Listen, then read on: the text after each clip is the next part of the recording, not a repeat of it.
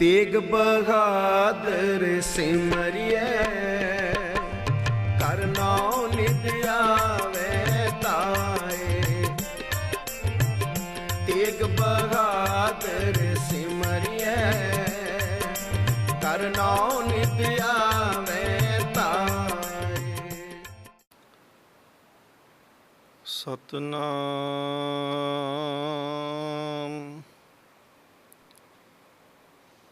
धन वाहे गुरु जी। रोगन ते अर सोगन ते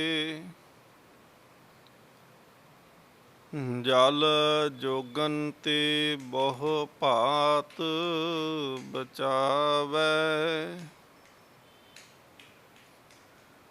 सतर अनेक चलावत काव तऊ तन एक न लागन पावै। राखत है अपनो कर दे कर पाप समूह ना पेटन पावै। और की बात कहाँ कह तो सो पेट ही के पट बीच बचावै। श्री हर कृष्ण ध्याइयै जिसा डिठै सब दुख जाए। तेग बहादुर सिमरियै कर नाम नित आवे ताए। तेग बहादुर सिमरियै कर नाम नित आवे ताए। सब थाई होए सहाय।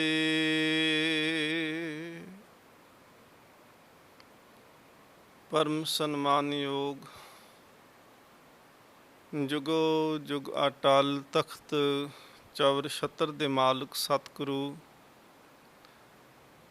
गुरु ग्रंथ ਸਾਹਿਬ ਮਹਾਰਾਜ ਪਾਤਸ਼ਾਹ ਜੀ ਦੀ ਪਾਵਨ ਪਵਿੱਤਰ ਹਜ਼ੂਰੀ ਅੰਦਰ ਧਰਮ ਰੱਖਿਅਕ ਪਰਉਪਕਾਰੀ ਸਤਿਗੁਰੂ ਸ਼੍ਰੀ ਗੁਰੂ ਤੇਗ ਬਹਾਦਰ ਮਹਾਰਾਜ ਜੀ ਦੇ 400 ਸਾਲਾ ਆਗਮਨ ਗੁਰਪੁਰਬ ਨੂੰ ਸਮਰਪਿਤ ਹੋ ਕਰਕੇ ਆਪ ਸੰਗਤ ਰੋਜ਼ਾਨਾ ਹੀ ਦੇਸ਼ ਵਿਦੇਸ਼ ਦੇ ਅੰਦਰ ਜੁੜ ਬੈਠ ਕੇ ਸਤਿਗੁਰੂ ਮਹਾਰਾਜ ਜੀ ਦਾ ਪਾਵਨ ਇਤਿਹਾਸ ਸਰਵਣ ਕਰ ਰਹੇ ਹੋ। ਗੁਰਮਤਿ ਵਿਚਾਰਾਂ ਦੀ ਸਾਂਝ ਤੋਂ ਪਹਿਲਾਂ ਆਓ ਸਤਿਗੁਰੂ ਮਹਾਰਾਜ ਗੁਰੂ ਗੋਬਿੰਦ ਸਿੰਘ ਜੀ ਦੀ ਬਖਸ਼ਿਸ਼ ਆਸੀਸ ਫਤਿਹ ਦੇ ਰਾਹੀਂ ਸਾਂਝ ਕਰੀਏ। ਪਿਆਰ ਸਤਿਕਾਰ ਦੇ ਨਾਲ ਹਾਜ਼ਰੀ ਲਗਵਾਓ। ਵਾਹਿਗੁਰੂ ਜੀ ਕਾ ਖਾਲਸਾ ਵਾਹਿਗੁਰੂ ਜੀ ਕੀ ਫਤਿਹ। ਆਪ ਜੀ ਨੇ ਪਿਛਲੇ ਦੀਵਾਨ ਦੇ ਵਿੱਚ ਸਰਵਣ ਕੀਤਾ ਕਿ ਸਤਿਗੁਰੂ ਮਹਾਰਾਜ ਜੀ ਗਿਆ ਦੇ ਅਸਥਾਨ 'ਤੇ ਜਿਸ ਵੇਲੇ ਮਹਾਰਾਜ ਗਏ ਅਤੇ ਉੱਥੇ ਪਾਂਡੇ ਜਿਹੜੇ ਕੇਵਲ ਕਰਮ ਕਾਂਡ ਕਰਕੇ ਅਤੇ ਜੀਵਨ ਜਿਹੜਾ ਸੀ ਉਹ ਧਨ ਅਤੇ ਦੌਲਤ ਇਕੱਠੀ ਕਰਨ ਤੱਕ ਸੀਮਤ ਕੀਤਾ ਹੋਇਆ ਸੀ। ਸਤਿਗੁਰੂ ਮਹਾਰਾਜ ਜੀ ਨੇ ਉੱਥੇ ਸੱਚ ਦੇ ਮਾਰਗ 'ਤੇ ਉਹਨਾਂ ਨੂੰ ਤੋਰਨਾ ਕੀਤਾ। ਮਹਾਰਾਜ ਜੀ ਨੇ ਉੱਥੇ ਸ਼ਬਦ ਵੀ ਤਿਲੰਗ ਰਾਗ ਦੇ ਵਿੱਚ ਉਚਾਰਨ ਕੀਤਾ। ਚੇਤਨਾ ਹੈ ਤੋ ਚੇਤ ਲੈ ਨਿਸ ਦਿਨ ਮੈਂ ਪ੍ਰਾਨੀ ਛਿਨ ਛਿਨ ਔਦ ਬਿਹਾਤ ਹੈ ਫੂਟੇ ਘਟ ਜਿਉ ਪਾਣੀ। ਸਤਿਗੁਰੂ ਸੱਚੇ ਪਾਤਸ਼ਾਹ ਮਹਾਰਾਜ ਫਿਰ ਇੱਥੋਂ ਅੱਗੇ ਜਾਂਦਿਆਂ ਹੋਇਆਂ ਜਿਸ ਵੇਲੇ ਮਹਾਰਾਜ ਪਟਨੇ ਨੂੰ ਜਾਂਦੇ ਨੇ ਅਤੇ ਰਸਤੇ ਦੇ ਵਿੱਚ ਇੱਕ ਨਦੀ ਆਈ ਜਿਸ ਦਾ ਨਾਮ ਉਸ ਵੇਲੇ ਕਿਹਾ ਜਾਂਦਾ ਸੀ ਕਿ ਕਰਮਨਾਸ਼ ਨਦੀ। ਕਰਮ ਨਾਸ਼ ਤੋਂ ਭਾਵ ਸੀ ਕਿ ਜਿਹੜਾ ਵੀ ਉਸ ਨਦੀ ਦੇ ਵਿੱਚ ਇਸ਼ਨਾਨ ਕਰਦਾ ਸੀ ਉਹਦੇ ਕਰਮ ਨਾਸ਼ ਹੋ ਜਾਂਦੇ ਸਨ। ਭਾਵ ਇਹ ਸੀ ਕਿ ਜਿੰਨਾ ਕੋਈ ਦਾਨ ਕੀਤਾ, ਪੁੰਨ ਕੀਤਾ, ਇਹ ਸਾਰੇ ਕਰਮ ਜਿਹੜੇ ਨੇ ਇਹਨਾਂ ਦਾ ਨਾਸ਼ ਹੋ ਜਾਂਦਾ ਹੈ ਜੇਕਰ ਕੋਈ ਉਸ ਨਦੀ ਦੇ ਵਿੱਚ ਭੁੱਲ ਭੁਲੇਖੇ ਨਾਲ ਵੀ ਕੋਈ ਇਸ਼ਨਾਨ ਕਰ ਲਵੇ। ਲੋਕ ਡਰਦਿਆਂ ਉਸ ਨਦੀ ਦੇ ਵਾਲੇ ਪਾਸੇ ਨੂੰ ਨਹੀਂ ਸੀ ਜਾਂਦੇ, ਇਸ਼ਨਾਨ ਨਹੀਂ ਸੀ ਉਸ ਨਦੀ ਵਿੱਚ ਕਰਦੇ। ਸਤਿਗੁਰੂ ਮਹਾਰਾਜ ਪਾਤਸ਼ਾਹ ਜੀ ਜਿਸ ਵੇਲੇ ਇਸ਼ਨਾਨ ਕਰਨ ਲੱਗੇ ਤੇ ਮਹਾਰਾਜ ਪਾਤਸ਼ਾਹ ਜੀ ਨੂੰ ਕੁਝ ਲੋਕ ਸਥਾਨਕ ਜਿਹੜੇ ਸਨ ਉਹਨਾਂ ਨੇ ਆ ਕੇ ਆਖਿਆ, ਕਹਿਣ ਲੱਗੇ ਮਹਾਰਾਜ ਇਸ ਨਦੀ ਵਿੱਚ ਨਾ ਇਸ਼ਨਾਨ ਕਰਿਓ। ਸਤਿਗੁਰੂ ਮਹਾਰਾਜ ਪਾਤਸ਼ਾਹ ਜੀ ਕਹਿੰਦੇ ਨੇ ਕਾਰਨ ਕੀ, ਕਿਉਂ ਇਸ਼ਨਾਨ ਨਹੀਂ ਕਰਨਾ? ਕਹਿਣ ਲੱਗੇ ਮਹਾਰਾਜ ਨੂੰ ਸੱਚੇ ਪਾਤਸ਼ਾਹ ਜਿਹੜਾ ਇਹਦੇ ਵਿੱਚ ਇਸ਼ਨਾਨ ਕਰਦਾ ਏ ਮਨੌਤ ਬਣੀ ਹੋਈ ਆ ਕਿ ਉਹਦੇ ਕਰਮਾਂ ਦਾ ਨਾਸ਼ ਹੋ ਜਾਂਦਾ ਹੈ। ਇਸ ਕਰਕੇ ਸਤਿਗੁਰੂ ਮਹਾਰਾਜ ਪਾਤਸ਼ਾਹ ਜੀ ਕਹਿੰਦੇ ਨੇ ਤ੍ਰਿਸ਼ੰਕ ਪਾਪ ਸਭ ਨਾਸ਼ ਕਰ, ਅਕਰਮ ਨਾਸ਼ ਭਇਆ ਨਾਮੰ। ਇਤਿਹਾਸ ਨੇ ਬਚਨ ਉੱਥੇ ਲਿਖੇ ਕਿ ਸਤਿਗੁਰੂ ਮਹਾਰਾਜ ਕਹਿੰਦੇ ਨੇ ਕਿ ਹੁਣ ਅੱਜ ਤੋਂ ਬਾਅਦ ਫਿਰ ਇਹਦੇ ਵੀ ਕਰਮ ਨਾਸ਼ ਹੋ ਗਏ। ਪਹਿਲਾਂ ਤੋਂ ਇਹ ਨਦੀ ਜਿਹੜੀ ਸੀ ਇਹ ਕਰਮਾਂ ਦਾ ਨਾਸ਼ ਕਰਦੀ ਸੀ, ਪਰ ਅੱਜ ਅਸੀਂ ਇਸ਼ਨਾਨ ਕਰਨ ਲੱਗੇ, ਅੱਜ ਤੋਂ ਬਾਅਦ ਇਸ ਦੇ ਵੀ ਕਰਮ ਨਾਸ਼ ਹੋ ਗਏ। ਜਿਹੜਾ ਹੁਣ ਇਹਦੇ ਵਿੱਚ ਇਸ਼ਨਾਨ ਕਰ ਲੇਗਾ ਉਹ ਕੁਕਰਮ ਨਾਸ਼, ਸਤਿਗੁਰੂ ਮਹਾਰਾਜ ਕਹਿੰਦੇ ਨੇ ਉਹਦੇ ਕੁਕਰਮ ਤੇ ਨਾਸ਼ ਹੋਣਗੇ ਪਰ ਕਰਮ ਕਦੀ ਨਾਸ਼ ਨਹੀਂ ਹੋਣਗੇ। ਚੰਗੇ ਸ਼ੁਭ ਕਰਮ ਜਿਹੜੇ ਨੇ ਉਹਦੇ ਨਾਸ਼ ਨਹੀਂ ਹੋਣਗੇ ਤੇ ਭੈੜੇ ਕਰਮ ਜਿਹੜੇ ਨੇ ਸਤਿਗੁਰੂ ਮਹਾਰਾਜ ਕਹਿੰਦੇ ਨੇ ਉਹਨਾਂ ਦਾ ਨਾਸ਼ ਹੋ ਜਾਵੇਗਾ। ਮਹਾਰਾਜ ਪਾਤਸ਼ਾਹ ਜੀ ਇਸ ਤੋਂ ਅੱਗੇ ਸਤਿਗੁਰੂ ਮਹਾਰਾਜ ਜਿਹੜਾ ਇਹ ਕਰਮ ਨਾਸ਼ ਨਦੀ ਹੈ, ਕੁਕਰਮ ਨਾਸ਼ ਮਹਾਰਾਜ ਜੀ ਨੇ ਨਾਮ ਬਖਸ਼ਿਸ਼ ਕੀਤਾ ਤੇ ਸਤਿਗੁਰੂ ਮਹਾਰਾਜ ਇਸ ਤੋਂ ਅੱਗੇ ਫਿਰ ਪਟਨੇ ਜਾਂਦੇ ਨੇ। ਹਿਸਟਰੀ ਇਤਿਹਾਸ ਇਹ ਗੱਲ ਆਖਦਾ ਹੈ ਕਿ ਉਸ ਵੇਲੇ ਉਸ ਸਮੇਂ ਜਿਹੜਾ ਸੀ ਪਟਨੇ ਦਾ ਜਿਹੜਾ ਰਾਜ ਭਾਗ ਸੀ, ਪਟਨੇ ਦਾ ਪ੍ਰਬੰਧ ਜਿਹੜਾ ਸੀ ਉਹ ਨਵਾਬ ਰਹੀਮ ਬਖਸ਼ ਜਿਹੜਾ ਸੀ ਉਹ ਕਰਦਾ ਹੈ। ਰਹੀਮ ਬਖਸ਼, ਕਰੀਮ ਬਖਸ਼ ਇਹ ਦੋਨੋਂ ਭਰਾ ਨੇ ਤੇ ਅੱਗੇ ਜਾ ਕੇ ਸਤਿਗੁਰੂ ਮਹਾਰਾਜ ਜੀ ਦੇ ਇਹ ਸ਼ਰਧਾਲੂ ਵੀ ਬਣੇ। ਇਹ ਜਿਹੜਾ ਪਟਨੇ ਦੀ ਧਰਤੀ ਹੈ, ਇੱਕ ਵਾਰੀ ਬੁੱਧ, ਮਹਾਤਮਾ ਬੁੱਧ ਜਿਹੜੇ ਸਨ ਉਹ ਰਾਜਗ੍ਰਿਹ ਨੂੰ ਜਾਂਦੇ ਹੋਏ ਇੱਥੇ ਰੁਕੇ ਤੇ ਰਾਜਗ੍ਰਿਹ ਨੂੰ ਜਾਂਦਿਆਂ ਹੋਇਆਂ ਜਦੋਂ ਉਹਨਾਂ ਪਟਨੇ ਦੀ ਧਰਤੀ ਦੇ ਉੱਤੇ ਰੁਕੇ ਨੇ ਤੇ ਉਸ ਵੇਲੇ ਉਹਨਾਂ ਨੇ ਕਿਹਾ ਸੀ ਕਿ ਇਹ ਜਿਹੜੀ ਧਰਤੀ ਹੈ ਇਹ ਅੱਗ ਦੇ ਨਾਲ, ਪਾਣੀ ਦੇ ਨਾਲ, ਆਪਸੀ ਫੁੱਟ ਦੇ ਕਰਕੇ ਇਹ ਕਈ ਵਾਰ ਉਜੜੇਗੀ ਤੇ ਕਈ ਵਾਰ ਬਣੇਗੀ। ਔਰ ਹੋਇਆ ਵੀ ਇਸ ਤਰ੍ਹਾਂ। ਬਹੁਤ ਸਾਰੇ ਇਤਿਹਾਸ ਦੇ ਵਿੱਚ ਜਿਹੜੇ ਇਹਦੇ ਨਾਮ ਮਿਲਦੇ ਨੇ, ਪੁਸ਼ਪੁਰ, ਕੁਸਮਪੁਰ, ਕੁਸ਼ਮਾਵਤੀ, ਮੋਰੀਆ ਨਗਰ ਜਾਂ ਪਟਲਾ, ਪਾਟਲੀ ਪੁੱਤਰ। ਤੇ ਜਿਸ ਵੇਲੇ ਗੁਰੂ ਨਾਨਕ ਦੇਵ ਮਹਾਰਾਜ ਪਾਤਸ਼ਾਹ ਜੀ ਇਸ ਧਰਤੀ ਤੇ ਗਏ ਸੀ ਉਸ ਵੇਲੇ ਇਸ ਧਰਤੀ ਦਾ, ਇਸ ਨਗਰ ਦਾ, ਇਸ ਜਗ੍ਹਾ ਦਾ ਨਾਂ ਸੀ ਪਟਨਾ। ਪਾਟਲੀ ਤਾਂ ਆਖਦੇ ਸੀ ਕਿ ਇੱਕ ਪਾਟਲੀ ਦੇ ਨਾ ਸਫੇਦ ਰੰਗ ਦੇ ਫੁੱਲ ਖਿੜਨੇ, ਸ਼ਾਮ ਦੇ ਸਮੇਂ ਜਦੋਂ ਸੂਰਜ ਅਸਤ ਹੋਣਾ ਤੇ ਉਸ ਵੇਲੇ ਫੁੱਲ ਖਿੜਨੇ ਸ਼ੁਰੂ ਹੋਣੇ ਤੇ ਇਹ ਸਫੇਦ ਫੁੱਲ ਖਿੜ ਜਾਣੇ ਤੇ ਹਰ ਪਾਸੇ ਇਹਨਾਂ ਦੀ ਸੁਗੰਧੀ ਤੇ ਇਹਨਾਂ ਦੀ ਜਿਹੜੀ ਮਨਮੋਹਕ ਦ੍ਰਿਸ਼ ਸੀ ਉਹਨਾਂ ਨੇ ਲੋਕਾਂ ਨੂੰ ਪ੍ਰਭਾਵਿਤ ਕਰਨਾ। ਇਸ ਪਟਨਾ ਦੀ ਧਰਤੀ ਦੇ ਉੱਤੇ ਸੋਨੇ ਤੇ ਚਾਂਦੀ ਦਾ ਬਹੁਤ ਕਾਰੋਬਾਰ ਸੀ। ਸੋਨੇ ਤੇ ਚਾਂਦੀ ਦੇ ਜਿਹੜੇ ਬਰਤਨ ਹੋਣੇ ਉਹਨਾਂ ਨੇ ਵੀ ਜਦੋਂ ਲਿਸ਼ਕਣਾ, ਚੰਦਰਮਾ ਦੀਆਂ ਰਿਸ਼ਮਾਂ ਪੈਣੀਆਂ ਤੇ ਬਾਜ਼ਾਰ ਦੀ ਜਿਹੜੀਆਂ ਰੌਣਕਾਂ ਸੀ ਉਹ ਬਹੁਤ ਸੁੰਦਰ ਦਿਖਾਈ ਦੇਣੀਆਂ। ਹਰ ਪਾਸੇ ਜਿਹੜਾ ਸੀ ਉਹ ਉਹਦੀ ਸੁੰਦਰਤਾ ਜਿਹੜੀ ਸੀ ਉਹ ਦੇਖਣ ਵਾਲੀ ਹੋ ਜਾਂਦੀ ਸੀ। ਸਤਿਗੁਰੂ ਮਹਾਰਾਜ ਪਾਤਸ਼ਾਹ ਜੀ ਜਿਸ ਵੇਲੇ ਗਏ ਤੇ ਇੱਕ ਇਮਲੀ ਦਾ ਦਰਖਤ ਹੈ ਬਾਗ ਦੇ ਅੰਦਰ, ਇਹ ਰਹੀਮ ਬਖਸ਼ ਦਾ ਬਾਗ ਹੈ, ਇੱਥੇ ਅੱਜ ਅਸਥਾਨ ਹੈ ਗੁਰਦੁਆਰਾ ਗੁਰੂ ਕਾ ਬਾਗ। ਮਹਾਰਾਜ ਪਾਤਸ਼ਾਹ ਉਸ ਇਮਲੀ ਦੇ ਦਰਖਤ ਦੇ ਥੱਲੇ ਜਾ ਕੇ ਬੈਠੇ। ਸਤਿਗੁਰੂ ਮਹਾਰਾਜ ਜੀ ਦੇ ਦਰਸ਼ਨ ਕਰਨ ਵਾਸਤੇ ਰਹੀਮ ਬਖਸ਼ ਆਇਆ ਜਿਹੜਾ ਇੱਥੋਂ ਦਾ ਨਵਾਬ ਸੀ। ਸਤਿਗੁਰੂ ਮਹਾਰਾਜ ਜਦੋਂ ਉੱਥੇ ਗਏ ਇਹ ਬਾਗ ਮੁੱਦਤਾਂ ਤੋਂ ਸੁੱਕਾ ਹੋਇਆ ਸੀ ਤੇ ਗੁਰੂ ਸਾਹਿਬ ਜੀ ਦੇ ਚਰਨ ਪੈਣ ਤੋਂ ਬਾਅਦ ਵਿੱਚ ਇਹ ਬਾਗ ਜਿਹੜਾ ਸੀ ਹਰਿਆ ਹੋ ਚੁੱਕਿਆ ਹੈ। ਗੁਰੂ ਤੇਗ ਬਹਾਦਰ ਮਹਾਰਾਜ ਜੀ ਦੇ ਜਦੋਂ ਸਨਮੁਖ ਰਹੀਮ ਬਖਸ਼ ਆਉਂਦਾ ਹੈ ਤੇ ਮਹਾਰਾਜ ਕਹਿੰਦੇ ਨੇ ਕਿ ਇਹ ਬਾਗ ਕਿਸ ਦਾ ਹੈ? ਉਹਨੇ ਹੱਥ ਜੋੜ ਕੇ ਕਿਹਾ ਜੀ ਆਪ ਜੀ ਦਾ ਹੈ। ਸਤਿਗੁਰ ਮਹਾਰਾਜ ਫਿਰ ਦੂਸਰੀ ਵਾਰੀ ਪੁੱਛਿਆ, ਕਹਿਣ ਲੱਗੇ ਇਹ ਬਾਗ ਕਿਸ ਦਾ ਹੈ? ਫਿਰ ਕਹਿੰਦਾ ਮਹਾਰਾਜ ਆਪ ਜੀ ਦਾ ਹੈ। ਸਤਿਗੁਰ ਮਹਾਰਾਜ ਪਾਤਸ਼ਾਹ ਤੀਸਰੀ ਵਾਰੀ ਪੁੱਛਦੇ ਨੇ ਕਿ ਰਹੀਮ ਬਖਸ਼ ਇਹ ਬਾਗ ਕਿਸ ਦਾ ਹੈ? ਕਹਿਣ ਲੱਗਾ ਮਹਾਰਾਜ ਇਹ ਆਪ ਜੀ ਦਾ ਹੈ। ਅੱਜ ਦੇਖੋ ਉਸ ਬਾਗ ਨੂੰ ਰਹੀਮ ਬਖਸ਼ ਦਾ ਬਾਗ ਕੋਈ ਨਹੀਂ ਆਖਦਾ। ਸ਼ਰਧਾ ਤੇ ਭਾਵਨਾ ਦੇ ਵਿੱਚ ਭਿੱਜਿਆ ਹੋਇਆ ਉਹ ਗੁਰੂ ਕਾ ਸਿੱਖ ਬਣਿਆ, ਗੁਰੂ ਦੀ ਸ਼ਰਧਾ ਹਿਰਦੇ ਵਿੱਚ ਧਾਰਨ ਕੀਤੀ ਤੇ ਅੱਜ ਉਸ ਥਾਂ ਨੂੰ, ਉਸ ਜਗ੍ਹਾ ਨੂੰ ਗੁਰੂ ਕਾ ਬਾਗ ਆਖਦੇ ਨੇ। ਸਤਿਗੁਰ ਮਹਾਰਾਜ ਪਾਤਸ਼ਾਹ ਗੁਰੂ ਨਾਨਕ ਦੇਵ ਜੀ ਨੇ ਵੀ ਇਸ ਪਟਨੇ ਦੀ ਧਰਤੀ ਦੇ ਉੱਤੇ ਚਰਨ ਪਾਉਣਾ ਕੀਤੇ। ਮਹਾਰਾਜ ਜਦੋਂ ਉਦਾਸੀਆਂ ਦੇ ਸਮੇਂ ਸਤਿਗੁਰ ਮਹਾਰਾਜ ਇੱਥੇ ਆਏ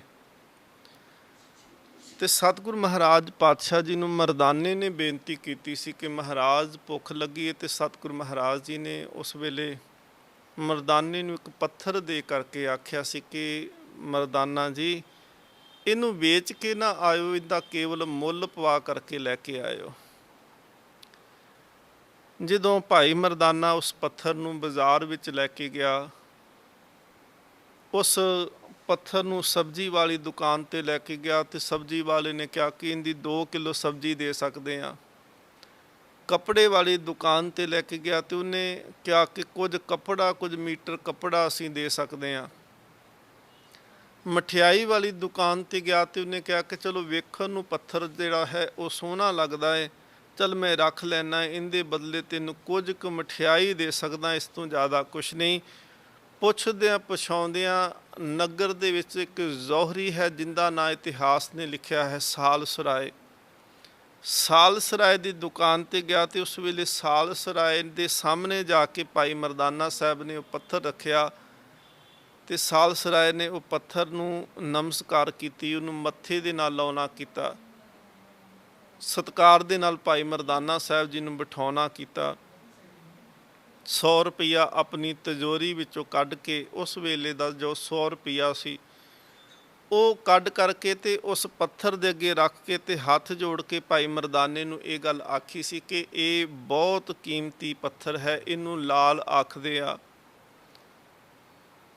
ਇਹਦੇ ਵਰਗਾ ਪੱਥਰ ਮੈਂ ਅੱਜ ਤੱਕ ਸੰਸਾਰ 'ਤੇ ਨਹੀਂ ਦੇਖਿਆ। ਤੇ ਇਹਦੀਆਂ ਨਿਸ਼ਾਨੀਆਂ ਮੇਰੇ ਉਸਤਾਦਾਂ ਨੇ ਸਮਝਾਈਆਂ ਸੀ ਕਿ ਇਵੇਂ ਦੇ ਉਹ ਕੀਮਤੀ ਰਤਨ ਲਾਲ ਪਦਾਰਥ ਹੁੰਦੇ ਨੇ ਤੇ ਪੁੱਤਰ ਜੇਕਰ ਮਿਲੇ ਤਾਂ ਦਰਸ਼ਨੀ ਭੇਟਾ ਤੇ ਤੂੰ ਉਹਨਾਂ ਦੀ ਦੇ ਸਕਦਾ, ਖਰੀਦਣ ਦੀ ਔਕਾਤ ਸੰਸਾਰ ਵਿੱਚ ਕਿਸੇ ਕੋਲ ਨਹੀਂ। ਭਾਈ ਮਰਦਾਨੇ ਨੂੰ ਸਾਲਸਰਾਏ ਕਹਿਣ ਲੱਗਾ ਕਿ ਇਹ 100 ਰੁਪਈਆ ਜਿਹੜਾ ਮੈਂ ਦਿੰਦਾ ਪਿਆ ਹੈ ਇਹਦਾ ਮੁੱਲ ਨਹੀਂ ਹੈ, ਕੇਵਲ ਇਹਨੂੰ ਵੇਖਣ ਦੀ, ਕੇਵਲ ਇਹਦੇ ਦਰਸ਼ਨ ਕਰਨ ਦੀ ਭੇਟਾ ਹੈ ਤੇ ਇਹ ਤੁਸੀਂ ਲੈ ਜਾਓ। ਭਾਈ ਮਰਦਾਨਾ ਉਹ 100 ਰੁਪਈਆ ਉਹ ਲਾਲ ਲੈ ਕਰਕੇ ਵਾਪਸ ਜਦੋਂ ਆਏ, ਗੁਰੂ ਨਾਨਕ ਦੇਵ ਮਹਾਰਾਜ ਨੂੰ ਆ ਕੇ ਸਾਰਾ ਦੱਸਿਆ ਕਿ ਕਿਸੇ ਨੇ ਕਿਹਾ ਕਿ 2 ਕਿਲੋ ਸਬਜ਼ੀ, ਕਿਸੇ ਨੇ ਕਿਹਾ ਕੁਝ ਮਠਿਆਈ, ਕੋਈ ਕਹਿੰਦਾ ਥੋੜ੍ਹਾ ਕੱਪੜਾ, ਪਰ ਇੱਕ ਵਪਾਰੀ ਮਿਲਿਆ ਉਹਨੇ 100 ਰੁਪਈਆ ਵੀ ਦਿੱਤਾ ਤੇ ਇਹ ਵੀ ਵਾਪਸ ਭੇਜ ਦਿੱਤਾ, ਕਹਿੰਦਾ ਕੇਵਲ ਇਹਦੇ ਇਹ ਦਰਸ਼ਨੀ ਭੇਟਾ ਹੈ।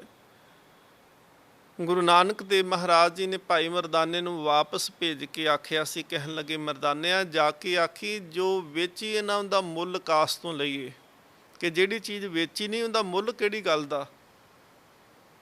ਸਤਿਗੁਰ ਮਹਾਰਾਜ ਜੀ ਦਾ ਹੁਕਮ ਮੰਨ ਕੇ ਮਰਦਾਨਾ ਫਿਰ ਸਾਲਸਰਾਏ ਦੀ ਦੁਕਾਨ ਤੇ ਗਿਆ, ਉਹਨੂੰ ਪੈਸੇ ਵਾਪਸ ਕਰਕੇ ਆਖਿਆ ਕਿ ਮੇਰਾ ਮਾਲਕ ਆਖਦਾ ਹੈ ਕਿ ਜਿਹੜੀ ਚੀਜ਼ ਵੇਚੀਏ ਨਾ ਉਹਦਾ ਮੁੱਲ ਕਾਹਦੇ ਲਈ ਲਈਏ। ਉਹ ਹੈਰਾਨ ਹੋ ਗਿਆ ਦੇਖ ਕਰਕੇ ਕਿ ਅੱਜ ਤਾਂ ਸੰਸਾਰ ਇਵੇਂ ਦਾ ਹੈ ਕਿ ਪੈਸੇ ਦੇ ਪਿੱਛੇ ਦੌੜਦਾ ਪਿਆ ਹੈ, ਇੱਕ ਦੂਜੇ ਨੂੰ ਲੋਕ ਮਾਰਨ ਤੱਕ ਤੁੱਲ ਜਾਂਦੇ ਆ। ਫਿਰ ਇਹ ਕਿਹੜਾ ਹੈ ਜਿਹਨੇ ਇੰਨੀ ਵੱਡੀ ਰਕਮ ਜਿਹੜੀ ਹੈ ਉਹ ਵਾਪਸ ਮੋੜ ਦਿੱਤੀ। ਉਹਨੇ ਕਿਹਾ ਕਿ ਚਾਹੀਦਾ ਕੀ? ਕਹਿੰਦੇ ਬਸ ਅਸੀਂ ਤੇ ਫਕੀਰ ਲੋਕ ਹਾਂ, ਸਾਹੀਂ ਤੇ ਭੋਜਨ ਕਰਨਾ ਸੀ, ਭੋਜਨ ਤੱਕ ਦੀ ਸਾਡੀ ਲੋੜ, ਹੋਰ ਸਾਨੂੰ ਕੁਝ ਨਹੀਂ। ਉਸੇ ਵੇਲੇ ਸਾਲਸਰਾਏ ਨੇ ਆਪਣੇ ਨੌਕਰ ਅਧਰਕੇ ਨੂੰ ਕੁਝ ਖਾਣ ਪੀਣ ਦੇ ਪਦਾਰਥ ਦੇ ਕਰਕੇ ਕਿਹਾ ਸੀ ਕਿ ਜਾਓ ਇਹਨਾਂ ਦੇ ਨਾਲ ਤੇ ਇਹਨਾਂ ਨੂੰ ਭੋਜਨ ਕਰਾ ਕੇ ਆਓ। ਅਧਰਕੇ ਨੇ ਸਿਰ ਦੇ ਉੱਪਰ ਭੋਜਨ ਵਾਲੀ ਟੋਕਰੀ ਰੱਖੀ, ਭਾਈ ਮਰਦਾਨੇ ਜੀ ਦੇ ਨਾਲ ਤੁਰਿਆ ਗਿਆ ਤੇ ਜਦੋਂ ਸਤਿਗੁਰ ਮਹਾਰਾਜ ਜੀ ਦੇ ਕੋਲ ਪਹੁੰਚਿਆ ਜਾ ਕੇ ਉਹਦੇ ਭਾਗ ਚੰਗੇ ਸੀ, ਉਹਨੇ ਗੁਰੂ ਨਾਨਕ ਦੇਵ ਮਹਾਰਾਜ ਜੀ ਦੇ ਚਰਨਾਂ 'ਚ ਸੀਸ ਰੱਖ ਕੇ ਨਮਸਕਾਰ ਕੀਤੀ। ਸਤਿਗੁਰ ਮਹਾਰਾਜ ਨੇ ਸੀਸ ਦੇ ਉੱਪਰ ਹੱਥ ਰੱਖਿਆ, ਗੁਰੂ ਨਾਨਕ ਦੇਵ ਮਹਾਰਾਜ ਜੀ ਦੀ ਕਿਰਪਾ ਉਹਨੂੰ ਮਿਲੀ। ਉਧਰ ਸਾਲਸਰਾਏ ਦੇ ਮਨ ਦੇ ਵਿੱਚ ਆਈ ਕਿ ਉਹ ਕਿੰਨੇ ਭਾਗਾਂ ਵਾਲਾ ਹੋਵੇਗਾ ਜਿਹਨੂੰ ਪੈਸੇ ਦੀ ਲੋੜ ਨਹੀਂ। ਉਹਨੇ ਪੈਸੇ ਵਾਪਸ ਮੋੜ ਘੱਤੇ, ਪਰ ਰਤਨ ਪਦਾਰਥ ਉਹਦੇ ਚਰਨਾਂ ਦੇ ਵਿੱਚ ਰੁਲਦੇ ਪਏ ਨੇ। ਮਨਾ ਤੂੰ ਵੀ ਜਾ ਕੇ ਦੇਖ। ਜਦੋਂ ਸਾਲਸਰਾਏ ਗਿਆ ਤੇ ਉਹਨੇ ਸਤਿਗੁਰੂ ਮਹਾਰਾਜ ਨੂੰ ਨਮਸਕਾਰ ਕਰਕੇ ਕਿਹਾ, ਕਹਿਣ ਲੱਗਾ, ਮਹਾਰਾਜ ਇਹ ਮੇਰਾ ਨੌਕਰ ਅਦਰਕਾ, ਮੈਂ ਇਹ ਭੋਜਨ ਆਪ ਜੀ ਦੇ ਵਾਸਤੇ ਭੇਜਿਆ, ਮੇਰੇ ਤੇ ਕਿਰਪਾ ਕਰੋ। ਗੁਰੂ ਨਾਨਕ ਦੇਵ ਮਹਾਰਾਜ ਕਹਿੰਦੇ ਨੇ ਕਿਰਪਾ ਜਿਹੜੀ ਸੀ ਉਹ ਉਹਨੂੰ ਮਿਲ ਚੁੱਕੀ ਆ। ਅਦਰਕੇ ਨੂੰ ਕਿਰਪਾ ਪ੍ਰਾਪਤ ਹੋ ਗਈ ਹੈ। ਜੇ ਤੂੰ ਕਿਰਪਾ ਲੈਣੀ ਆ ਤੇ ਅਦਰਕੇ ਦੇ ਚਰਨਾਂ ਵਿੱਚ ਨਮਸਕਾਰ ਕਰ। ਸਾਲਸਰਾਏ ਨੇ ਛਿਨ ਨਹੀਂ ਲਾਇਆ। ਸਾਲਸਰਾਏ ਦੇ ਭਾਗ ਚੰਗੇ ਸੀ ਕਿ ਉਹ ਗੁਰੂ ਨਾਨਕ ਦੇਵ ਮਹਾਰਾਜ ਜੀ ਦੇ ਹੁਕਮ ਨੂੰ ਜਾਣ ਗਿਆ। ਉਹ ਸੱਚੀ ਮੁੱਚੀ ਰਤਨਾਂ ਦਾ ਪਦਾਰਥ ਸੀ। ਉਹਨੇ ਗੁਰੂ ਨਾਨਕ ਰਤਨ ਦੀ ਵੀ ਪਰਖ ਕਰਕੇ ਉਹਨੇ ਅਦਰਕੇ ਦੇ ਚਰਨਾਂ 'ਚ ਨਮਸਕਾਰ ਕੀਤੀ। ਗੁਰੂ ਨਾਨਕ ਦੇਵ ਮਹਾਰਾਜ ਨੇ ਉਹਨੂੰ ਜੀ ਦਾਨ ਭਗਤੀ ਦੀ ਦਾਤ ਬਖਸ਼ਿਸ਼ ਕੀਤੀ। ਗੁਰੂ ਨਾਨਕ ਦੇਵ ਮਹਾਰਾਜ ਨੂੰ ਸਾਲਸਰਾਏ ਨੇ ਬੇਨਤੀ ਕੀਤੀ, ਮਹਾਰਾਜ ਮੇਰੀ ਹਵੇਲੀ ਦੇ ਵਿੱਚ, ਮੇਰੇ ਘਰ ਦੇ ਵਿੱਚ ਆਪ ਜੀ ਚਰਨ ਪਾਓ। ਗੁਰੂ ਨਾਨਕ ਦੇਵ ਸੱਚੇ ਪਾਤਸ਼ਾਹ ਮਹਾਰਾਜ ਕਹਿੰਦੇ ਨੇ, ਸਾਲਸਰਾਏ ਹੁਣ ਨਹੀਂ, ਸਮਾਂ ਆਵੇਗਾ ਅਸੀਂ ਤੇਰੇ ਘਰ ਦੇ ਵਿੱਚ ਜ਼ਰੂਰ ਆਵਾਂਗੇ, ਤੇ ਕੁਝ ਦਿਨ ਕੀ ਅਸੀਂ ਬਹੁਤ ਸਾਲ ਤੇਰੇ ਘਰ ਦੇ ਵਿੱਚ ਰਹਿ ਕੇ ਜਾਣਾ, ਪਰ ਇਹ ਜ਼ਰੂਰ ਹੈ ਕਿ ਨਾ ਤੇ ਤੂੰ ਉਸ ਨੂੰ ਦੇਖੇਗਾ, ਸਮਾਂ ਕਰਕੇ ਹੋ ਸਕਦਾ ਤੂੰ ਸੰਸਾਰ ਦੇ ਵਿੱਚ ਨਾ ਹੋਵੇ, ਪਰ ਤੇਰਾ ਪਰਿਵਾਰ ਇਹ ਸੁੱਖ ਮਾਨੇਗਾ।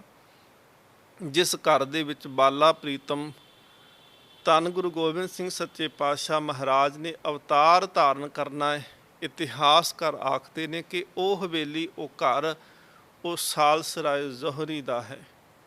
ਸਤਿਗੁਰੂ ਸੱਚੇ ਪਾਤਸ਼ਾਹ ਮਹਾਰਾਜ ਸਭ ਤੋਂ ਪਹਿਲਾਂ ਗੁਰੂ ਤੇਗ ਬਹਾਦਰ ਜੀ ਬਾਗ ਦੇ ਵਿੱਚ ਜਾਂਦੇ ਨੇ, ਜਿੱਥੇ ਅਸਥਾਨ ਹੈ ਗੁਰੂ ਕਾ ਬਾਗ। ਰਹੀਮ ਬਖਸ਼ ਸਤਿਗੁਰੂ ਮਹਾਰਾਜ ਜੀ ਦੇ ਚਰਨਾਂ ਵਿੱਚ ਆਇਆ। ਮਹਾਰਾਜ ਇਮਲੀ ਦੇ ਦਰਖਤ ਥੱਲੇ ਬਿਰਾਜਮਾਨ ਹੋਏ। ਸਤਿਗੁਰੂ ਮਹਾਰਾਜ ਜੀ ਦੇ ਛੋਹ ਸੀ ਕਿ ਉਹ ਮੁੱਦਤਾਂ ਤੋਂ ਸੁੱਕਿਆ ਹੋਇਆ ਬਾਗ ਜਿਹੜਾ ਸੀ ਉਹ ਹਰਿਆ ਹੋ ਗਿਆ।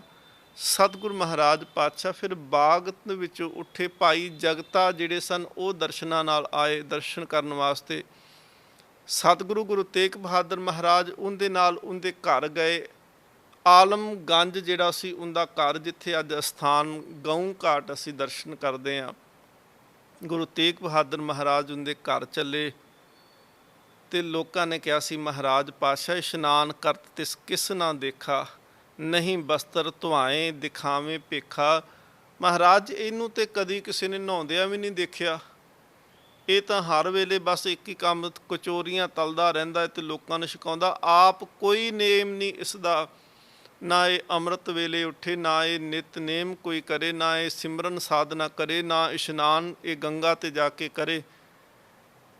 ਸਤਿਗੁਰੂ ਸੱਚੇ ਪਾਤਸ਼ਾਹ ਮਹਾਰਾਜ ਜੀ ਅੰਦਰ ਦੀਆਂ ਜਾਣਦੇ ਸੀ। ਮਹਾਰਾਜ ਪਾਤਸ਼ਾਹ ਕਹਿੰਦੇ ਨਹੀਂ, ਇਹ ਅੰਦਰੋਂ ਇਹ ਪਵਿੱਤਰ ਹੋ ਚੁੱਕਾ ਹੈ। ਅਸਲ ਦੇ ਵਿੱਚ ਭਾਈ ਜਿਹੜੇ ਜਗਤਾ ਜੀ ਸਨ, ਇਹ ਕੀ ਕਰਦੇ ਕਿ ਜਦੋਂ ਵੀ ਕੋਈ ਜੁੜੀ ਹੋਈ ਆਤਮਾ ਇਹਨਾਂ ਦੇ ਕੋਲ ਪਹੁੰਚਣੀ, ਇਹਨਾਂ ਨੇ ਉਸੇ ਵੇਲੇ ਇਹਨਾਂ ਕੜਾਈ ਉਹਨਾਂ ਨੇ ਰੱਖ ਲੈਣੀ ਤੇ ਤਾਜ਼ੀਆਂ ਕਚੋਰੀਆਂ ਜਿਹੜੀਆਂ ਸੀ ਉਹ ਤਲਣੀਆਂ ਤੇ ਉਹ ਤਲ ਕਰਕੇ ਛਕਾਉਣੀਆਂ। ਤੇ ਲੋਕ ਸਮਝਦੇ ਸੀ ਕਿ ਇਹ ਕੋਈ ਧਰਮ ਕਰਮ ਨਹੀਂ ਕਰਦੇ, ਬਸ ਕਚੋਰੀਆਂ ਖਵਾਉਣ ਜੋਗੇ ਨੇ। ਪਰ ਅਸਲ ਦੇ ਵਿੱਚ ਇਹਨਾਂ ਨੇ ਪੈਰ ਰਾਤ ਰਹਿੰਦਿਆਂ ਉੱਠ ਖਲੋਣਾ, ਇਹਨਾਂ ਨੇ ਇਸ਼ਨਾਨ ਪਾਨ ਕਰਨਾ, ਸਿਮਰਨ ਸਾਧਨਾ ਕਰਨੀ। ਤੇ ਜਿੰਨੀ ਦੇਰ ਨੂੰ ਲੋਕਾਂ ਨੇ ਉੱਠਣਾ ਹੁੰਦਾ ਸੀ, ਉਨੀ ਦੇਰ ਨੂੰ ਇਹਨਾਂ ਨੇ ਕੜਾਈ ਜਿਹੜੀ ਸੀ ਉਹ ਚੁੱਲ੍ਹੇ ਦੇ ਉੱਪਰ ਰੱਖ ਕੇ ਤੇ ਕਚੋਰੀਆਂ ਬਣਾਉਣੀਆਂ ਸ਼ੁਰੂ ਕਰ ਦੇਣੀਆਂ। ਸਤਿਗੁਰੂ ਸੱਚੇ ਪਾਤਸ਼ਾਹ ਮਹਾਰਾਜ ਗਏ। ਮਹਾਰਾਜ ਨੇ ਇਹਦੇ ਘਰ ਦੇ ਵਿੱਚ ਚਰਨ ਪਾਏ। ਇਹਨੇ ਕਚੋਰੀਆਂ ਬਣਾ ਕਰਕੇ ਸਤਿਗੁਰੂ ਮਹਾਰਾਜ ਤੇ ਸੰਗਤ ਨੂੰ ਛਕਾਉਣੀਆਂ ਕੀਤੀਆਂ। ਇਸ ਤੋਂ ਬਾਅਦ ਵਿੱਚ ਸਤਿਗੁਰੂ ਸੱਚੇ ਪਾਤਸ਼ਾਹ ਧੰਨ ਗੁਰੂ ਤੇਗ ਬਹਾਦਰ ਮਹਾਰਾਜ ਵਿਸਾਖੀ ਰਾਮ ਜਿਹੜਾ ਹੈ ਉਹਦੇ ਘਰ ਦੇ ਵਿੱਚ ਆਏ, ਉਹਦੀ ਹਵੇਲੀ ਦੇ ਵਿੱਚ ਆਉਂਦੇ ਨੇ। ਇੱਥੇ ਹਰ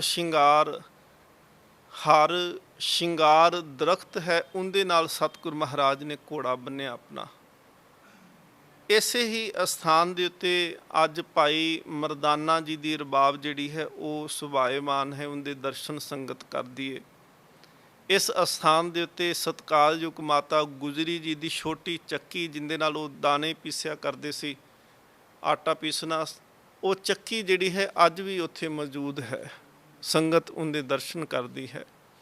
ਔਰ ਇੱਥੋਂ ਇਹ ਵੀ ਗੱਲ ਸਮਝ ਆ ਜਾਂਦੀ ਹੈ ਕਿ ਗੁਰੂ ਮਾਤਾਵਾਂ ਜਿਹੜੀਆਂ ਸਨ ਉਹ ਇਕੱਲਿਆਂ ਸੰਗਤ ਦਾ ਪ੍ਰਬੰਧ ਹੀ ਨਹੀਂ ਦੇਖਦੀਆਂ ਸੀ ਕਿ ਆਪਣੇ ਹੱਥੀਂ ਵੀ ਉਹ ਬਹੁਤ ਸਾਰੀ ਸੇਵਾ ਕਰਦੀਆਂ ਸੀ। ਜਿਵੇਂ ਸਤਿਕਾਰਯੋਗ ਮਾਤਾ ਖੀਵੀ ਜੀ ਦੇ ਬਚਨ ਅਸੀਂ ਪੜ੍ਹਦੇ ਹਾਂ ਬਾਣੀ ਦੇ ਅੰਦਰ, ਮਲਵੰਡ ਖੀਵੀ ਨੇਕ ਜਨ ਜਿਨ ਬਹੁਤੀ ਛਾਂ ਪਤਰਾਲੀ, ਲੰਗਰ ਦੌਲਤ ਵੰਡੀ ਰਸ ਅੰਮ੍ਰਿਤ ਖੀਰ ਕਿਆਲੀ। ਮਾਤਾ ਖੀਵੀ ਜੀ ਲੰਗਰ ਦੇ ਵਿੱਚ ਸੇਵਾ ਕਰਦੇ।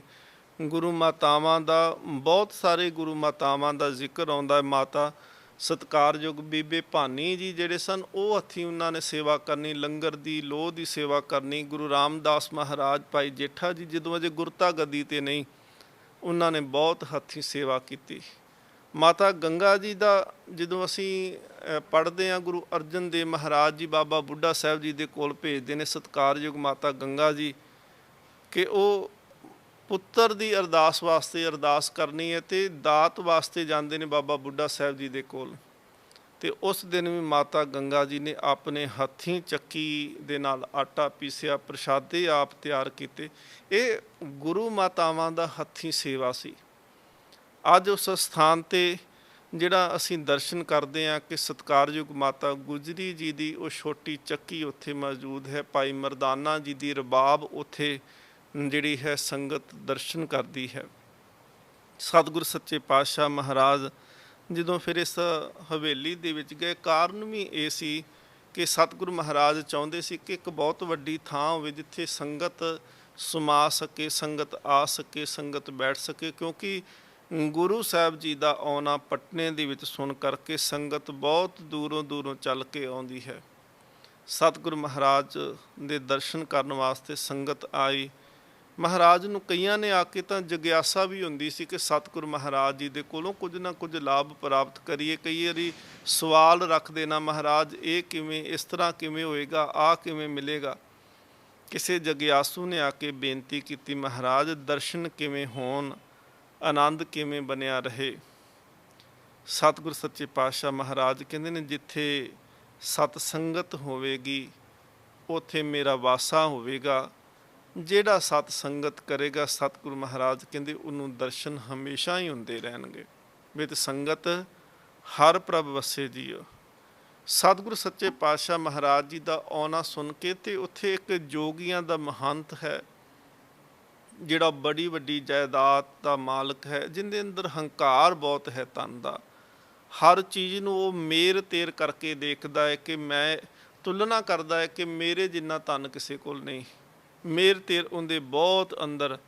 ਸਤਿਗੁਰੂ ਮਹਾਰਾਜ ਪਾਤਸ਼ਾਹ ਜੀ ਦੇ ਨਾਲ ਚਰਚਾ ਕਰਨ ਵਾਸਤੇ ਆਇਆ।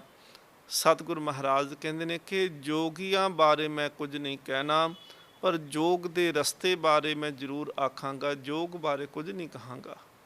ਸਤਿਗੁਰੂ ਮਹਾਰਾਜ ਪਾਤਸ਼ਾਹ ਜੀ ਨੇ ਕਿ ਉੱਥੇ ਫਿਰ ਇਹ ਸਮਝਾਇਆ, ਕਹਿਣ ਲੱਗੇ ਕਿ ਅਸਲ ਦੇ ਵਿੱਚ ਜੀਵ ਜਿਹੜਾ ਹੈ ਨਾ, ਉਹਦੇ ਅੰਦਰ ਦੋ ਚੀਜ਼ਾਂ ਦੀ ਅੰਸ਼ ਚੱਲਦੀ ਹੈ। ਮਨੁੱਖ ਜਿਹੜਾ ਹੈ ਇੰਦਰ ਦੋ ਚੀਜ਼ਾਂ ਦੀ ਅੰਸ਼ ਹੈ। ਇੱਕ ਤਾਂ ਪ੍ਰਭੂ ਦੀ ਅੰਸ਼ ਹੈ, ਪ੍ਰਭੂ ਦੀ ਜੋਤ ਅੰਦਰ ਚੱਲਦੀ ਉਹਦੀ ਅੰਸ਼ ਹੈ। ਦੂਸਰਾ ਸਤਿਗੁਰੂ ਮਹਾਰਾਜ ਕਹਿੰਦੇ ਇਹਦੇ ਅੰਦਰ ਪਸ਼ੂ ਦੀ ਅੰਸ਼ ਹੈ। ਪਸ਼ੂ ਪੁਨੇ ਦੇ ਵਿੱਚੋਂ ਨਿਕਲ ਕੇ ਆਏ, ਕਈ ਜਨਮ ਪਏ ਕੀਟ ਪਤੰਗਾ, ਕਈ ਜਨਮ ਗਜ ਮੀਨ ਕੁਰੰਗਾ, ਕਈ ਜਨਮ ਪੰਖੀ ਸਰਪ ਹੋਇਓ, ਕਈ ਜਨਮ ਹੈਵਰ ਬ੍ਰਿਖ ਜੋਇਓ। ਸਤਿਗੁਰੂ ਮਹਾਰਾਜ ਪਾਤਸ਼ਾਹ ਕਹਿੰਦੇ ਨੇ ਬੜੀਆਂ ਜੂਨਾਂ ਦੇ ਵਿੱਚੋਂ ਨਿਕਲ ਕੇ ਆਇਆ। ਉਹ ਪਸ਼ੂ ਪੁਨਾ ਜਿਹੜਾ ਹੈ ਜੀਵ ਦੇ ਅੰਦਰ ਹੈ। ਅਤੇ ਜਿਹੜੀ ਸਾਧਨਾ ਹੈ, ਜਿਹੜਾ ਯੋਗ ਹੈ, ਸਤਿਗੁਰੂ ਮਹਾਰਾਜ ਪਾਤਸ਼ਾਹ ਕਹਿੰਦੇ ਨੇ ਇਹ ਯੋਗ ਅਸਲ ਦੇ ਵਿੱਚ ਇਹੀ ਆ ਕਿ ਇਸ ਪਸ਼ੂ ਪੁਨੇ ਦੇ ਵਿੱਚੋਂ ਇਨਸਾਨ ਨਿਕਲ ਸਕੇ, ਉੱਪਰ ਉੱਠ ਸਕੇ। ਸਤਿਗੁਰੂ ਮਹਾਰਾਜ ਕਹਿੰਦੇ ਨੇ ਜੋਗੀ ਦਾ ਵੀ ਆਪਣਾ ਧਰਮ ਹੈ, ਅਤੇ ਮਹਾਰਾਜ ਪਾਤਸ਼ਾਹ ਕਹਿੰਦੇ ਨੇ ਕਿ ਜੋਗੀ ਉਹ ਹੈ ਅਸਲ ਦੇ ਵਿੱਚ ਕਿ ਜਿਹਦੀ ਨਿੰਦਾ ਹੋ ਜਾਵੇ ਤੇ ਉਹਨੂੰ ਸਹਾਰ ਸਕਦਾ ਹੋਵੇ। ਜੇ ਉਹਦੀ ਵਡਿਆਈ ਹੋ ਜਾਵੇ ਤੇ ਉਹਦੇ ਵਾਸਤੇ ਉਹ ਹੰਕਾਰ ਨਾ ਕਰੇ। ਸਤਿਗੁਰੂ ਮਹਾਰਾਜ ਕਹਿੰਦੇ ਨੇ ਜਿੱਦਣ ਇਹ ਸਾਧਨ ਕਰਨੇ ਸ਼ੁਰੂ ਕਰ ਦੇਵੇਗਾ, ਸਤਿਗੁਰੂ ਮਹਾਰਾਜ ਕਹਿੰਦੇ ਉਦਣ ਜੀਵਨ ਸਫਲਾ ਹੋਏਗਾ। ਮਹਾਰਾਜ ਨੇ ਉੱਥੇ ਸ਼ਬਦ ਵੀ ਉਚਾਰਨ ਕੀਤਾ, ਉਹਦੀ ਵਿਚਾਰ ਵੀ ਆਪਾਂ ਕਰਾਂਗੇ, ਪਰ ਅੰਤਮ ਦੇ ਵਿੱਚ ਅਰਦਾਸ ਰੋਜ਼ਾਨਾ ਦੀ ਤਰ੍ਹਾਂ ਕਰੀਏ ਕਿ ਜਗਤ ਜਲੰਦਾ ਰੱਖ ਲੈ, ਆਪਣੀ ਕਿਰਪਾ ਧਾਰ, ਜਿਤ ਦੁਆਰੇ ਉਬਰੇ ਤਿੱਤੇ ਲਿਹੋ ਉਭਾਰ। ਵਾਹਿਗੁਰੂ ਜੀ ਕਾ ਖਾਲਸਾ, ਵਾਹਿਗੁਰੂ ਜੀ ਕੀ ਫਤਿਹ। ਤੇਗ ਬਹਾਦਰ ਸਿਮਰਿਐ ਕਰ ਨਾਉ ਨਿਤ ਆਵੇ ਤਾਏ। ਤੇਗ ਬਹਾਦਰ ਸਿਮਰਿਐ ਕਰ ਨਾਉ ਨਿਤ ਆਵੇ